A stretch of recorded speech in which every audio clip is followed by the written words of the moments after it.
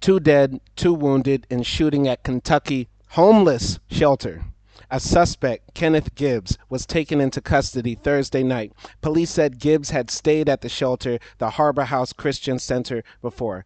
Sometimes making my point is too easy. I say in my videos all the time, getting a gun in America is too easy. It's too easy. It's so easy in America to get a gun, even a homeless person can get one and commit mass carnage. And when did this happen? August 26, 2022. This is from NBC News by Kurt Chirbas and Claire Cardona. Two people are dead and two others wounded in a shooting at a Kentucky homeless shelter Thursday night, police said. Henderson Police Chief Sean McKinney said officers received a call at 7:40 p.m. of shots fired at Harbor House Christian Center and found 4 people with gunshot wounds. Now, somebody is going to say in the comments, well, this was a crazy person. This was a person with mental health problems. This was a person who was obviously unable to take care of himself and needed to stay in a homeless shelter. Therefore, he's not an example of good gun owners. There's always this argument that gun owners make that, responsible gun owners, 99.9% of us don't commit mass shootings. Well, enough people commit mass shootings that 2 can happen per day in America. 2 can happen per day in America.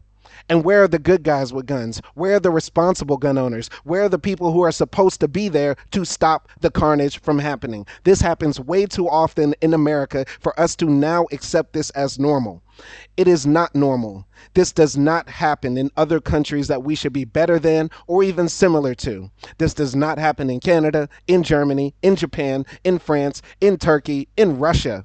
This does not happen in other countries, but we allow it to happen. So that good gun ownership argument is bullshit. I'll wipe my ass with that argument. It does not make sense, because how can we continue to see so many people get shot and killed every day from something so preventable and so easy to stop, that we just put our hands in the air and accept it and say, well, the founding fathers thought that. The founding fathers said it, so it must be gospel truth. And they didn't even say it. The founding fathers did not say that we should all own guns or having a gun is a right. It's just now been interpreted that way after many years of lobbying from gun manufacturers. All Americans who believe this Second Amendment bullshit, this fantasy, this farce, are just sheep who have believed the propaganda that has been pushed by the gun manufacturers, who have a vested interest in making sure that you buy more guns, you have more bullets, and they have no qualms or care about how many of our children die in schools, our old people die in churches, and how many people get shot up in supermarkets or at concerts and all these things. I'm not talking about ancient history. I'm talking about things that happened only a few months ago, if not a year ago.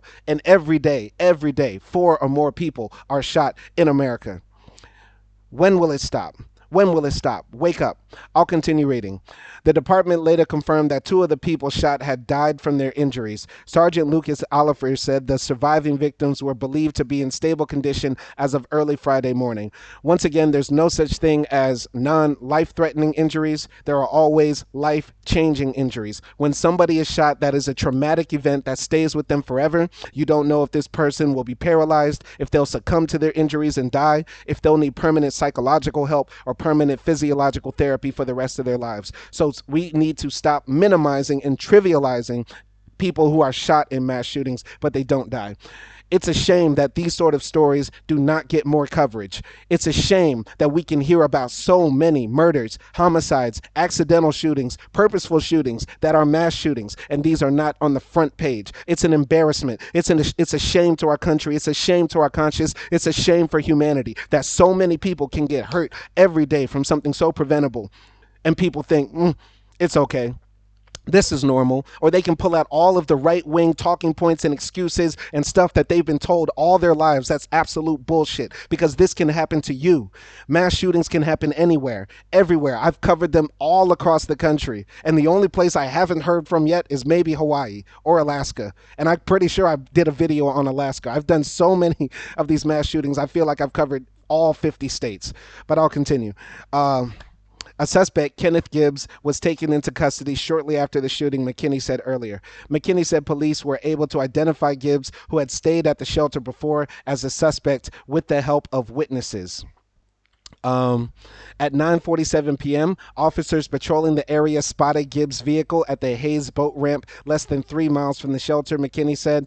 Minutes later, police found Gibbs, who was still armed, and took him into custody, he said. It was not immediately clear what charges Gibbs faces, probably murder, whether he has a connection to the victims or if the victims were also shelter residents. Harbor House assists men in need, according to its Facebook page. Its residents were relocated for the night while the police investigated. Henderson is a city of about 28,000 just south of Evansville, Indiana, along the Ohio River. So this happened in Nowheresville.